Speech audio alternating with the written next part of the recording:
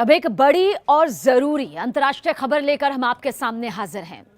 Israeli प्रधानमंत्री Benjamin Netanyahu, जिनके खिलाफ अंतर्राष्ट्रीय क्रिमिनल कोर्ट यानी कि आईसीसी ने अरेस्ट वारंट जारी किया है।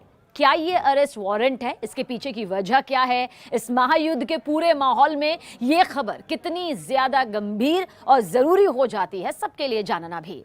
लेकिन उससे पहले अगर आपने हमें सब्सक्राइब नहीं किया है तो जरूर करिए सब्सक्राइब, और साथ ही किन मुद्दों पर आप चाहते हैं कि हम आपके सामने हाजिर हो वो भी हमें जरूर बताइएगा। बहरहाल, नेतन्याहू के खिलाफ गजा में युद्ध अपराध यानी कि वॉर क्राइम का गंभीर आरोप है, और इस मामले में इजरायल के पूर्व रक्षा मंत्री योव गैलेंट, जिनका नाम आपने सुना ही होगा क्योंकि महायुद्ध का पूरा ये माहौल यहां पर चल रहा है, तनाव की स्थिति जो है वो अपने चरम पर है।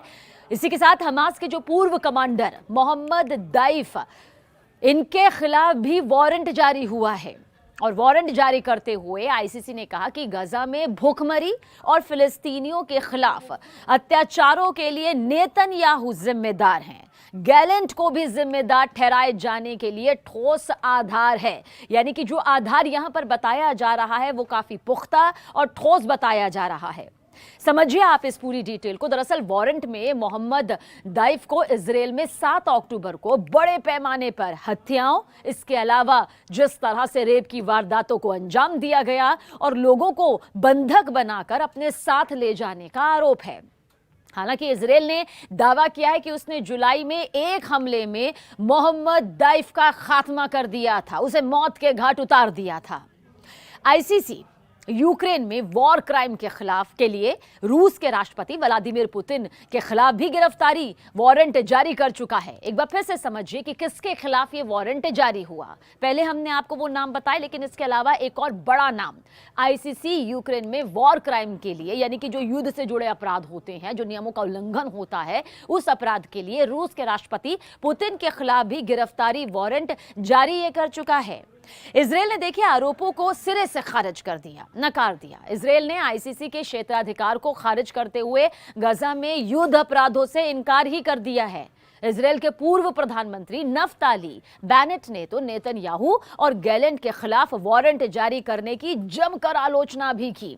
उन्होंने कहा कि किसी भी तरह से कोई भी मामला यहां पर नहीं बनता है, और जो ये वारंट जारी हुआ है उसके वो सख्त खिलाफ हैं।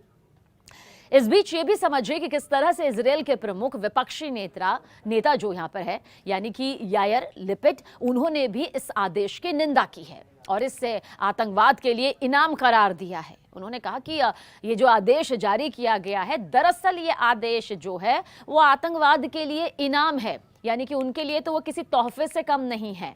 कड़ी निंदा इस वारंट की। वारंट पर नेतन्याहू और गैलेंट की तरफ से फिलहाल अभी तक कोई प्रतिक्रिया सामने नहीं आई है, लेकिन जल्द प्रतिक्रिया जो है, रिएक्शन जो है उनकी तरफ से सामने आ सकता है।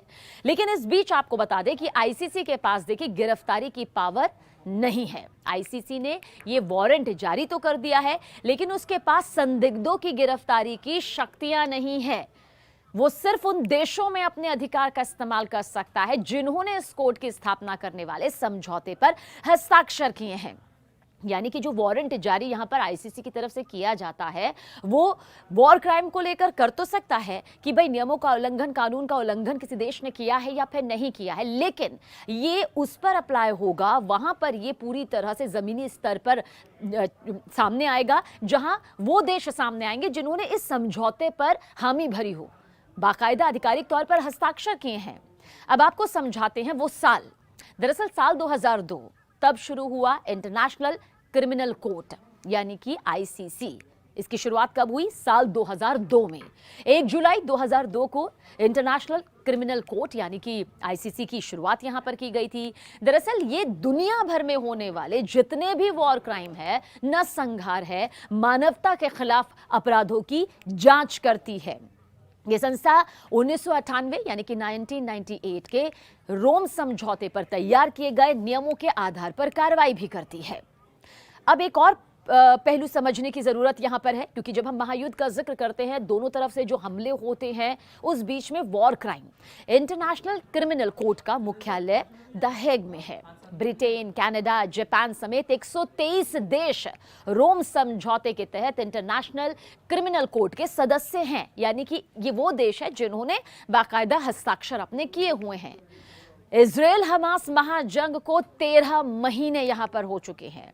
90% यानी कि 90% गजा बर्बाद हो चुका है। इजराइल हमास महाजंग, महायुद्ध के ये 13 महीने कितने खतरनाक रहे हैं, वो जमीनी स्तर पर पूरा विश्व देख रहा है।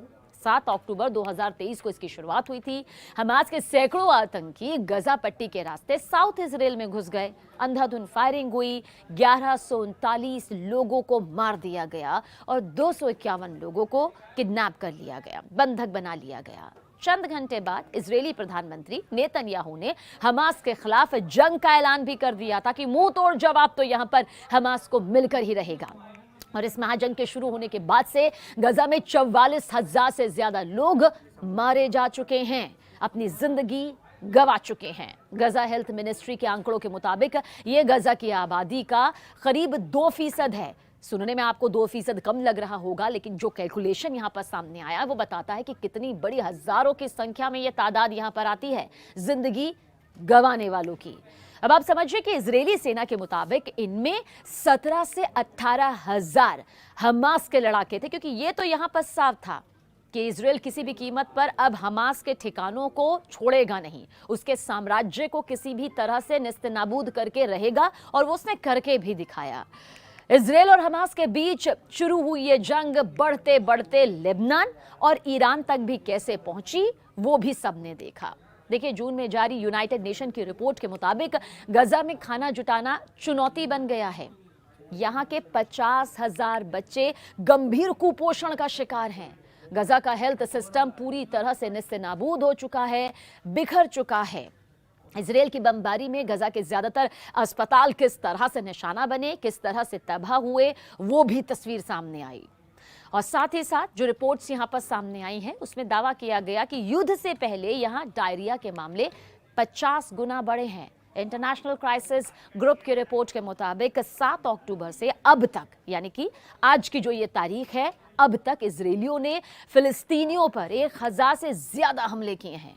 1000 से, यानी कि सोचिए, जब 1 से ज्यादा, 10 से ज्यादा, 100 से ज्यादा हमले होते हैं, तब हालात किस तरह से हो जाते हैं। और यहाँ तो इजरायलियों ने फिलिस्तीनियों पर 1000 से ज्यादा यहाँ पर हमले किए हैं।